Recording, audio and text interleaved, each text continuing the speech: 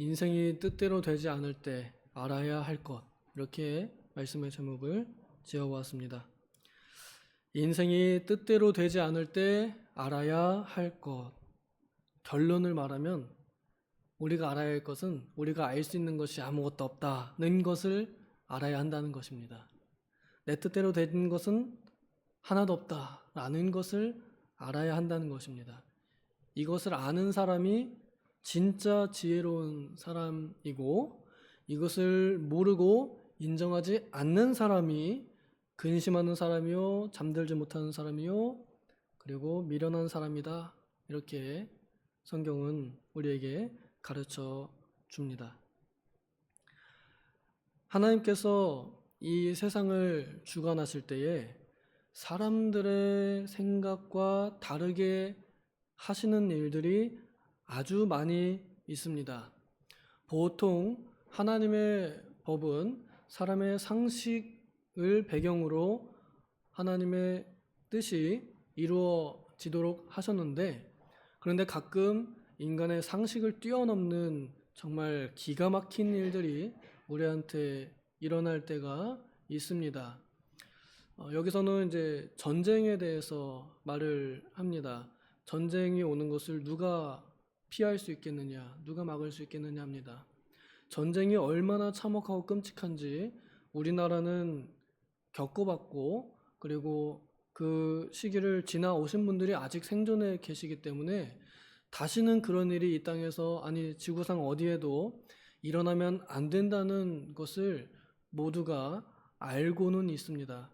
하지만 여전히 지구상 곳곳에서 전쟁의 소식들과 난리의 소식들은 우리에게 들려옵니다.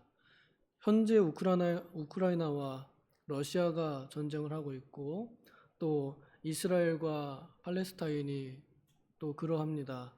그리고 눈에 보이진 않게, 아니 눈에는 보이지만 그러나 형태는 없게 경제적으로 중국과 미국이 대립하고 있으며, 사상적으로 자본주의와 공산주의가 대립하고 있습니다. 종교적으로는 기독교와 이슬람 그리고 천주교가 대립하고 있습니다. 우리는 전쟁통 안에 살고 있습니다. 이것을 주관하시는 주권이 하나님께 있다는 것을 우리는 알고 있습니다. 그래서 더 의아합니다. 더 우리가 알 수가 없습니다. 선하신 하나님이 왜 그렇게 되도록 하실까? 혹은 하나님이 의도는 안 하셨더라도 왜 내버려 두실까? 그 나쁜 놈들을 왜 다 싸그리 지옥불에 안 던지시고 아직 잘 먹고 잘 살면서 떵떵거리게 하실까? 우리는 정말 알 수가 없습니다. 위에는 우리 북한 주민들은 엄청 힘들게 사는데 고위 권력자들은 비교할 수 없이 호화롭게 살고 있습니다. 도무지 우리는 정말 알 수가 없습니다. 북한 주민들이 그렇게 힘들게 사는데 그들이 잘못한 게 뭐가 있습니까? 그냥 그 땅에 태어난 것뿐입니다. 우리 남한 아이들 먹을 게 너무 많아서 살찔까 봐 버리고 남기죠. 얘들이 그렇게 되는데 뭘 잘한 게 있습니까? 얘들 그냥 우리가 나왔을 뿐이에요. 우리 이 땅에 태어났을 뿐이에요. 이 나라에서 태어났을 뿐입니다. 그들이 수고하지 않은 것을 누리고, 수고하지 않았으나, 아니 애쓰지 않았으나 고생하는 것이 사람에게 주어진 운명처럼 보입니다.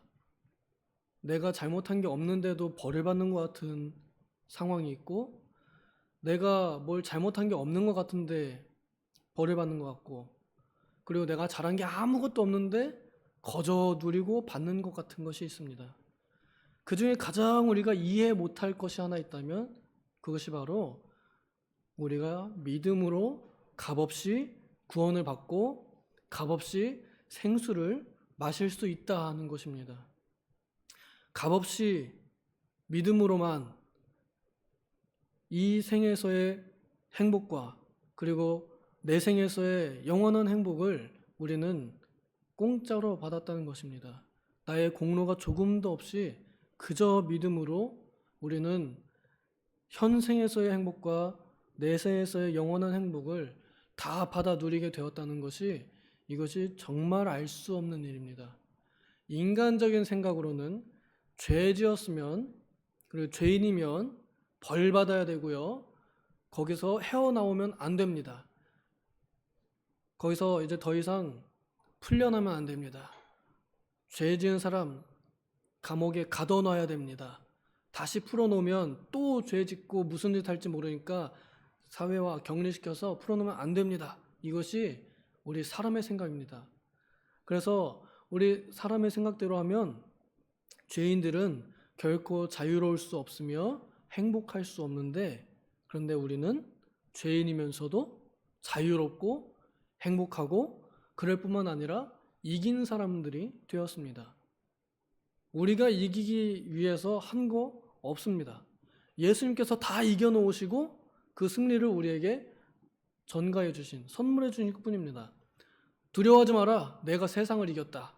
니들도 다 이긴 사람이다. 그러니까 승리자답게 살아라 하고 예수님께서 선언해 주셨습니다. 우리가 받은 것이 세상에서 가장 이해 안 되는 것입니다. 믿음으로 값없이 의롭다함을 받은 거, 우리가 받은 칭의, 죄인인데 누가 봐도 죄인인데 하나님의 법정 앞에서는 의인이래요. 이게 정말 이해할 수 없는, 정말 알 수 없는 일입니다. 하나님께서는 인간 지식에 뛰어난 사랑을 베푸셔서 사람으로는 도저히 할 수 없고 이해할 수 없는 기적을 이루셨습니다. 그 기적을 이루시는 데에 예수 그리스도의 피가, 그리스도의 목숨이, 하나님의 생명이 희생당했다는 것, 이것이 우리가 가장 이해할 수 없는 사건입니다.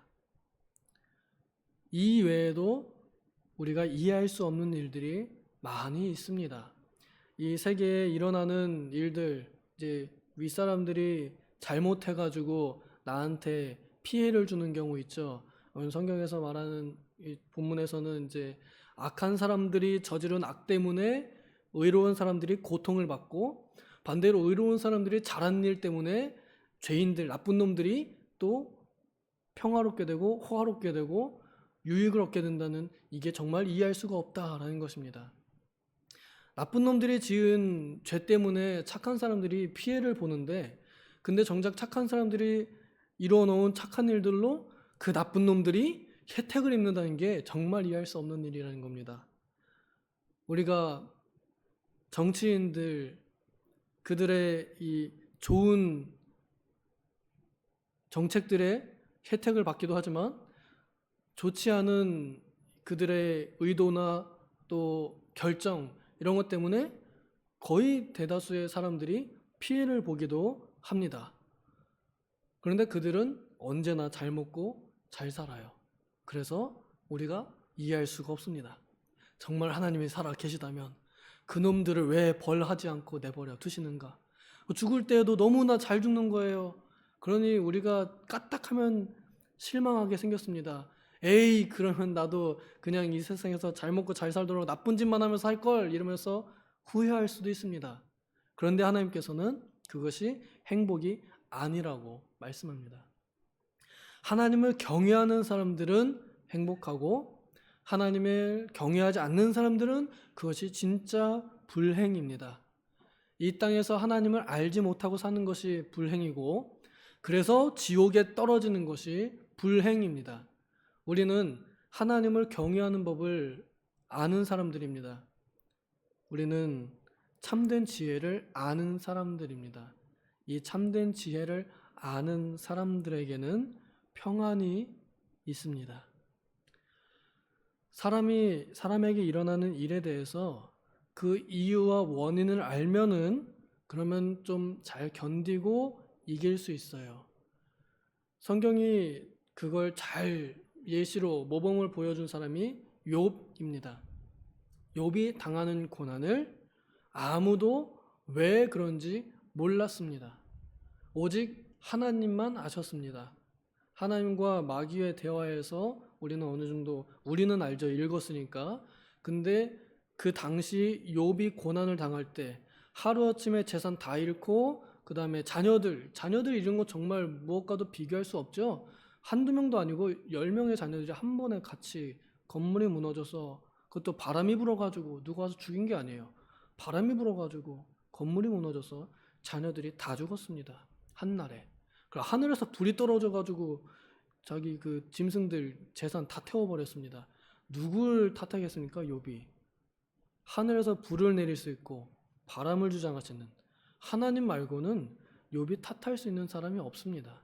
그런데 욥은 그 누구도 탓하지 않고 그냥 자기 자신이 태어난 게 잘못이다 이러면서 자신의 생일만을 저주합니다.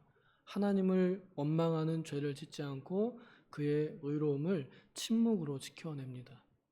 그리고 나서 다른 사람들, 친구들이라고 하는 사람들이 사실 친구가 아닌 것 같아요. 원수 같아요. 와가지고는 야 힘들지. 근데 네가 잘못한 게 있어서 그런 거니까 회개해 이놈아. 잘못한 게 생각이 안 나는데 회개하라고 미치는 거죠 욥이.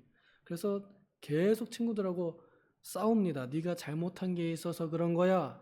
하나님은 의로우신 분이니까 네가 뭔가 잘못한 게 있겠지. 욥은 아무리 그래도 내가 이렇게까지 벌 받을 만한 죄를 지는 건 아닌 것 같은데 나 그래도 착하게 살았는데 왜 나한테 이런 일이 일어나지? 친구들이 위로는 안 해주고 공격만 합니다.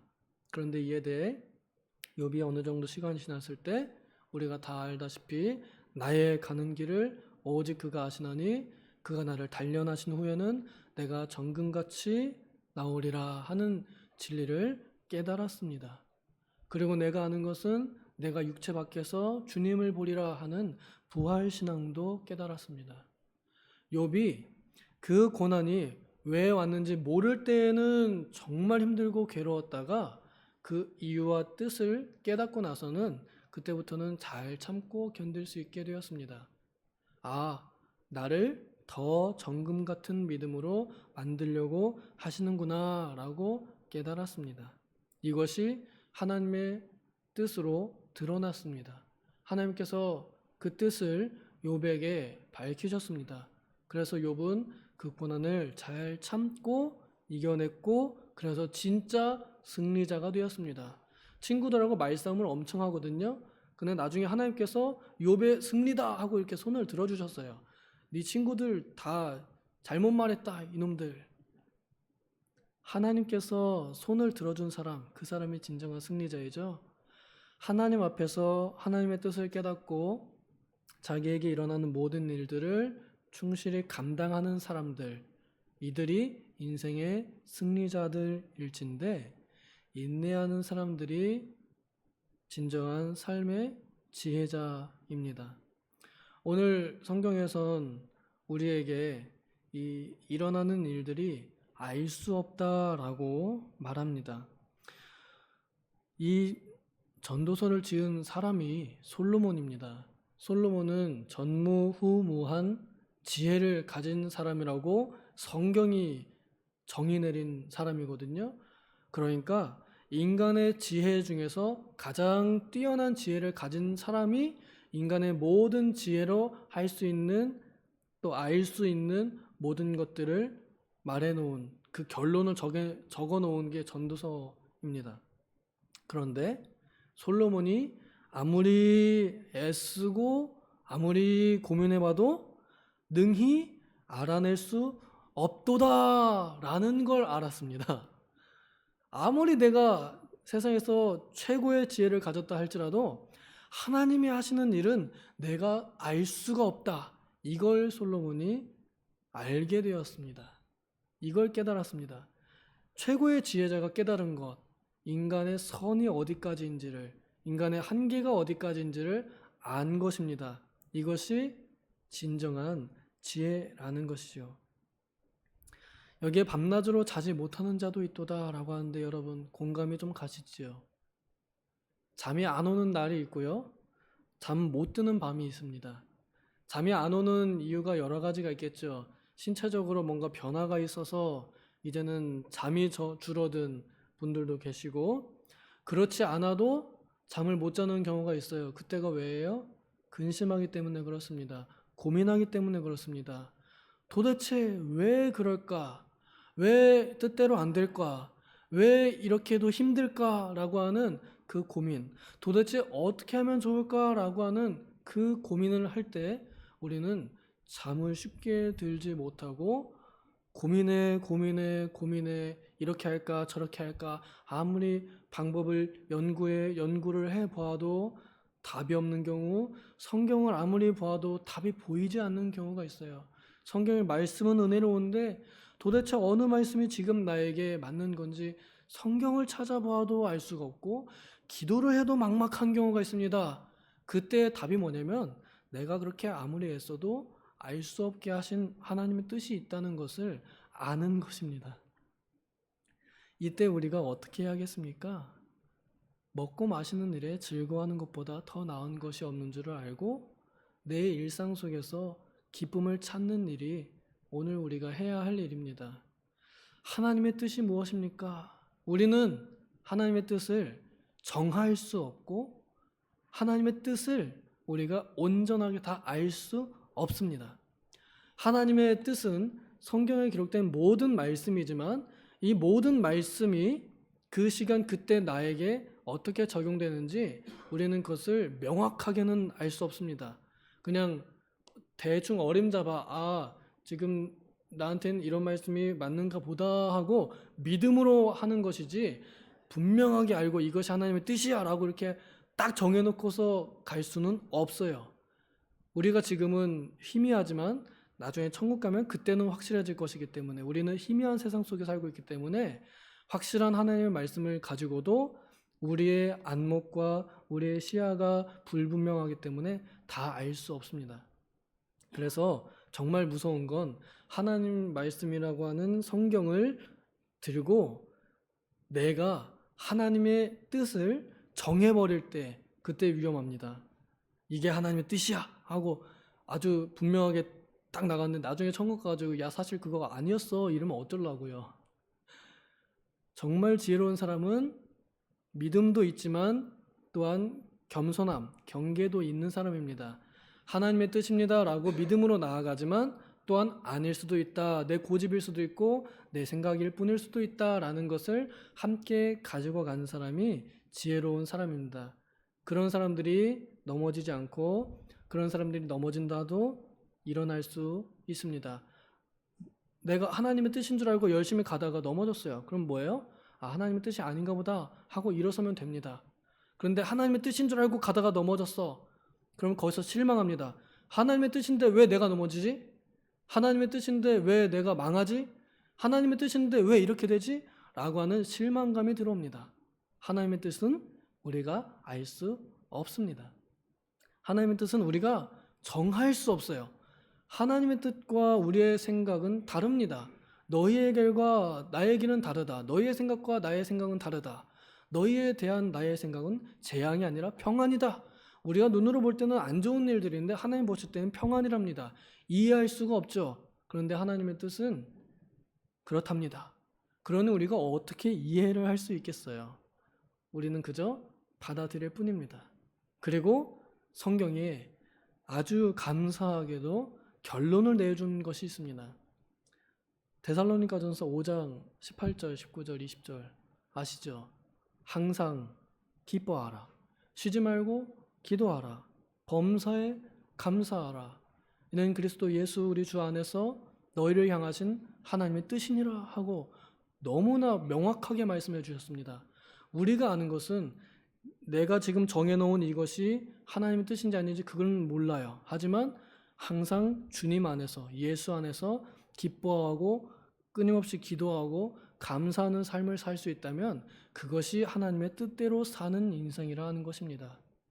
그러니 우리 인생이 내 뜻대로 되지 않아도 지금 주님 안에서 내가 나에게 일어나는 일에 있어서 기쁜 일에 기뻐하고 슬픈 일에 기도하고 모든 일에 감사하는 것이 하나님의 뜻대로 사는 삶이요. 이것이 잘 사는 삶이라는 것이죠. 내 뜻대로 되지 않는다고, 나 못 산다고, 나 죽을 맛이라고 그렇게 한탄하고 괴로워할 이유가 없습니다. 하나님께서는 우리에게 당하게 하시는 그 어떠한 일도 합력하여 선을 이루게 하시는 분이시기 때문에 우리에게 일어나는 일에 대하여 너무 낙심할 필요가 없고 너무 실망할 필요가 없습니다. 이제는 실망과 낙심은 좀 내려놓고 또 그러기 위해서 기도해야 하고요. 나에게 일어나는 모든 일들에 대하여 하나님께서 나에게 선하게 이루시려고 주시는 일이구나 하고 거기서 이제 낙심과 고민과 근심을 그치고 하나님께 맡기고 잠들면 좋겠습니다. 그래서 늘 평안한 잠 주무시는 우리 성도님들, 식구들 되기를 소망합니다. 기도하겠습니다. 하나님, 우리가 뭘 안다고 하면서 자신 있게 말하지만 사실 우리는 아무것도 모르는 자였고 정말 우리는 받을 자격이 없는 자들이었으나 하나님께서는 이해할 수 없는 사랑으로 우리에게 주셨습니다. 무엇보다 우리에게 주신 은혜를 생각하여 그리스도의 십자가 안으로 들어가서 그리스도 예수 안에서 늘 기뻐하고 기도하고 감사함으로 우리에게 일어나는 모든 일들에 대하여 대처할 수 있도록, 그래서 지혜롭고 행복한 삶을 살 수 있도록 우리들의 미련한 마음을 인도하여 주시옵소서. 감사드리며 예수님의 이름으로 기도하옵나이다. 아멘.